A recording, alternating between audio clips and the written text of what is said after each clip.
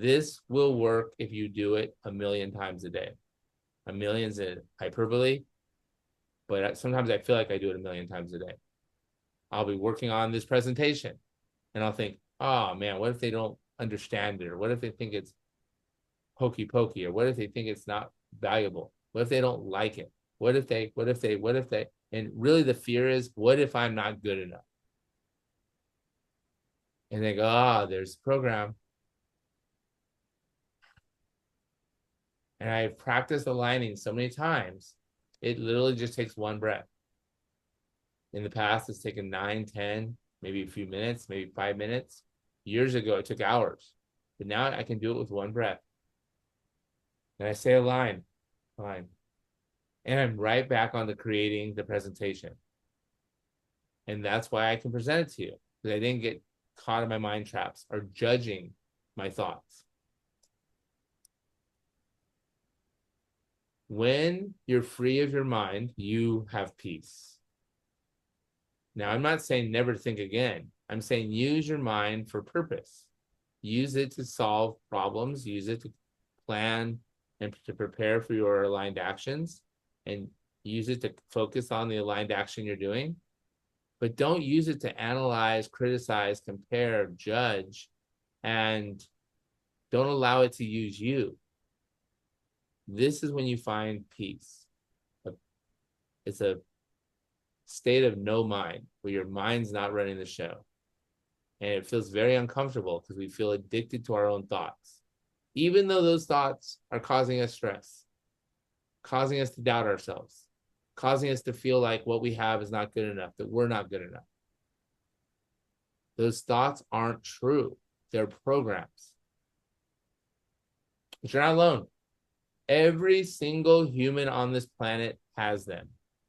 Depression, anxiety, PTSD, OCD, all of the mental liabilities, the mental, and we can't even call them diseases, but they are dysfunctions.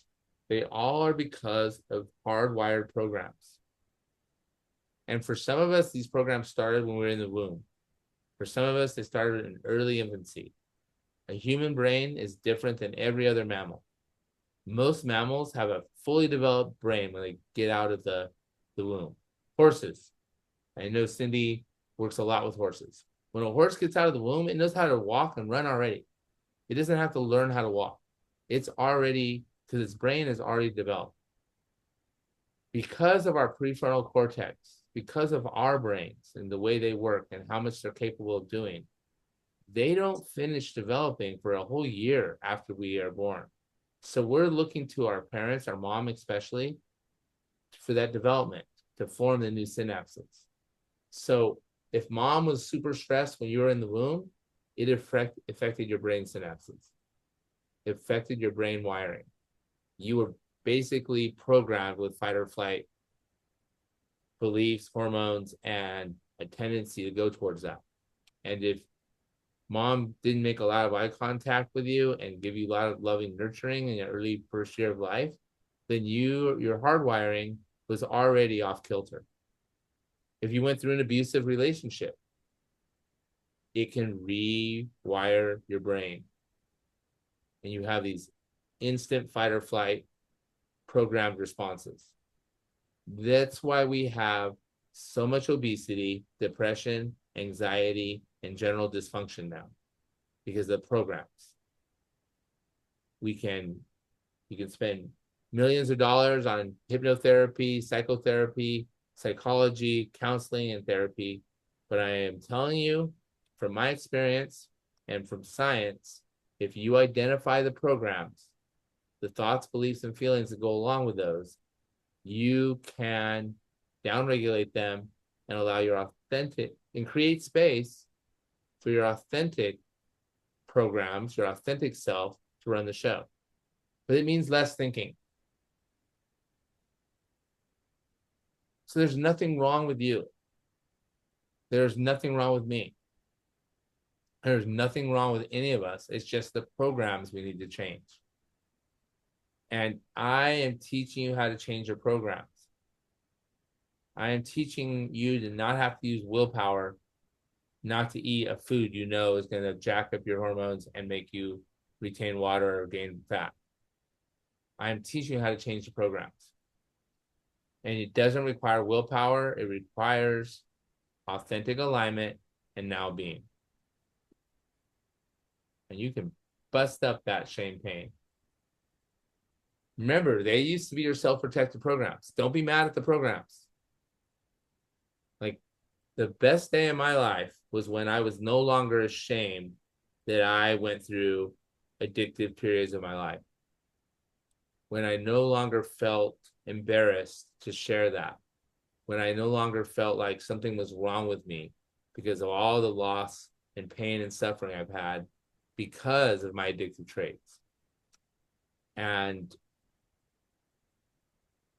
whether your addictive traits involve drugs and alcohol, or whether they just involve constantly bickering and judging and criticizing, we all have them. And at some time they kept us safe.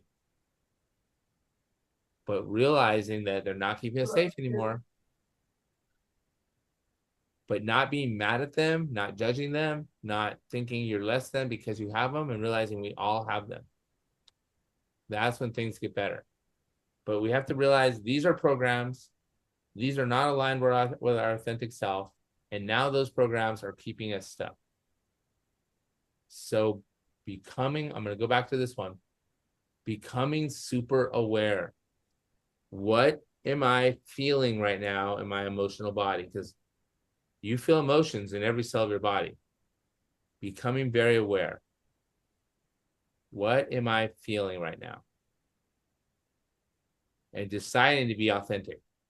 Deciding not to sugarcoat it, lie about it, minimize it, but deciding to be authentic, but becoming aware.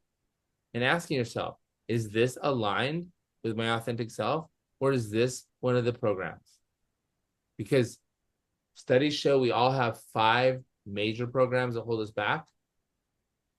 We often have many others. And some examples of those programs are, the biggest one is, I'm not good enough. Those people wouldn't treat me this way if I was good enough. They don't like me because I'm not good enough. My husband or wife is not giving me attention because they don't love me because I'm not good enough. Like, I'm not good enough is almost at the heart of every program. That in, I'm not lovable or capable of loving. And these programs formed at an early age, and we create behaviors to cover them up. But they're programs.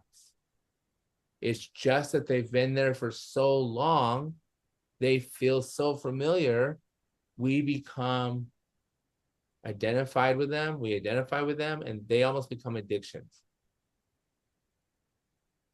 So your homework, identify 5 programs that are keeping you stuck.